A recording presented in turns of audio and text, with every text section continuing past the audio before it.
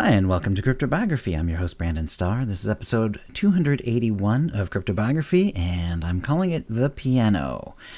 So I didn't have time to write much this week. I will be getting back to The Smallest Magician, I'm hoping next week. But what's been going on in my life is my wife and I have, we've been together a couple years, and we have essentially lived together. But it's time to finally get out of the old house completely. Like, I'm not really sleeping there, haven't been sleeping there for a little while, but I was there like every day. And it was time to make the final move so we can put the house up for sale and get along with other things in life. And this is sort of like the week of the big push, getting rid of all kinds of things, donating them, trashing them, moving them to the new place where we're together. The new place is a lot smaller. It's also rented, and in the rental, among other things, she promised that she wouldn't have any waterbeds or pianos. And something tells me that someone has had troubles either getting rid of left behind waterbeds or pianos before, or both. I have a piano, or I had a piano in the house, and I've actually had a couple pianos in my life. One was one that I got from my grandparents when I was very young. I think it was theirs, and then but they didn't need it anymore. I was starting to learn the piano, and I had that piano for a long time. That one is now with my sister. I stopped playing the piano, a long time ago. I was still a kid, and I just, I never really took to it as much as much as one might have hoped.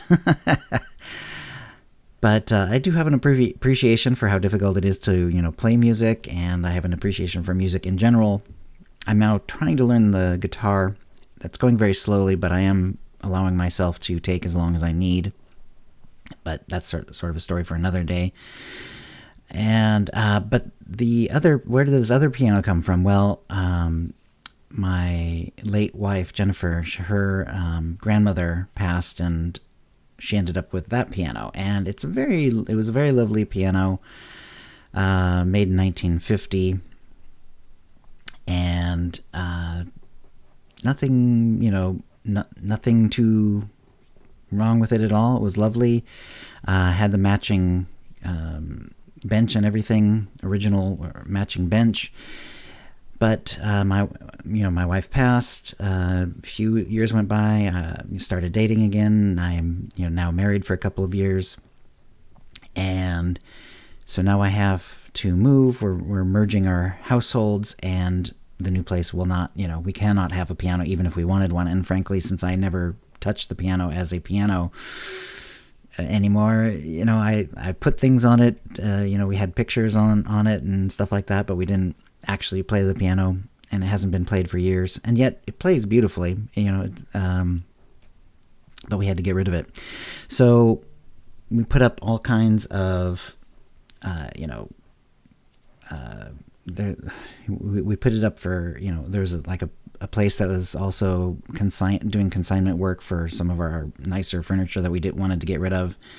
She also put up a listing for the piano. We put up, free piano notices in a couple different places. We tried to donate to a couple of, donate your musical instrument places. Problem is that pianos now are not really in high demand. They were massively popular throughout like the late 1800s into the 1900s, even into the mid to late 1900s, all throughout the 20th century. However, nowadays, if someone wants to learn the piano, they usually buy a keyboard, which is a lot more portable. It's a lot more flexible. You can make it sound like other instruments. You can do other things with it. And they've gotten really fancy over time. And at the same time, new pianos were still occasionally being sold, but there was also just this huge glut of pianos in the world.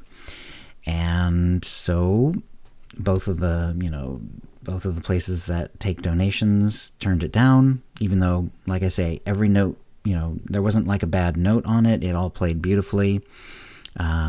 it was in good shape on the outside as well. It was rather, nice looking too, with a little bit of scroll work and sort of fancy legs and on the sides and stuff like that. It was a very small piano too. It wasn't like it was a grand piano or anything. It was a one of the smaller sizes of uprights that you can have. Just could not get anyone to take it. Well, we kind of hit the deadline, and the deadline for us in this case was we rented a dumpster, and that was where a lot of our like junkier furniture and a lot of other things are going. In fact, still are. It's going on this whole weekend.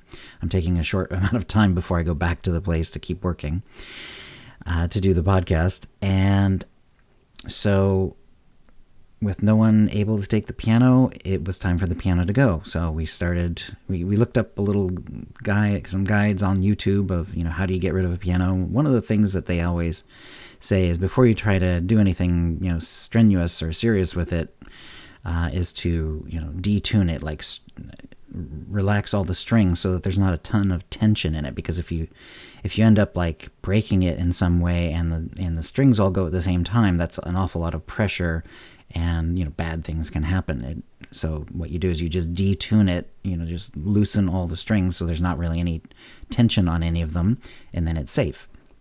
And then you can move the piano. Well, so we did that. I found a tool. We actually tried to buy a tool, and we found it, and then we kind of lost it. So had to kind of make it up as we go. But I found a sort of a wrench attachment that did work, and I got through half of them before, unfortunately, it finally stripped out. And I looked to get another one, but couldn't find one. Well, fortunately, my friend Will, who I've known since like junior high school, and happens to, which isn't where we live now, but he just happened to move to the same area where I happen to live. And he has a lot of tools, and said, you know what, let's go. Let's do this. And so he went straight to it, and took like a crowbar type thing and a claw hammer, and went at the rest of the strings that hadn't been loosened by me, and absolutely destroyed it in a wonderful and kind of horrific way. And I definitely feel like sad about it, because this was a well-made musical instrument, physically nice to look at, and like I say, worked perfectly. And now it is completely a wreck. It is completely destroyed. I have a few pictures, and I'll try to put some up on social media later on of the piano. The outside, basically we made sure it was safe, and then we took off the top because it was being held on by like 9 screws. So we had already done that, and but unfortunately that was only a small part of the rather heavy weight of this thing. And so, but fortunately with 4/5 adults, we managed to get it out the door and then over to the dumpster. And then, of course, there was no ramp or anything. We had to actually, the 4 of us then, like the 5th one, held it from the back. The 4 of us lifted from the middle and front of it to get it up high enough, and then we pushed it on, and then we went to the back, lifted it up, and then slid it on in. And the piano is now safely in the dumpster. So it's like I say, it makes me feel a little sad. I think something that is artistic, is itself in many ways a work of art, makes me sad to see it go in this way. Unfortunately, society has moved on in a way that there just isn't any value in pianos. You really can't sell them for much of anything. Like, if you're going to sell a piano at all, it's going to be $50 or $100 or something like that for a used piano. And even then, the real price of moving it is hiring someone to actually move it to the new place and safely get it up, any stairs there are and everything else, without, causing any issues, because they are massively heavy.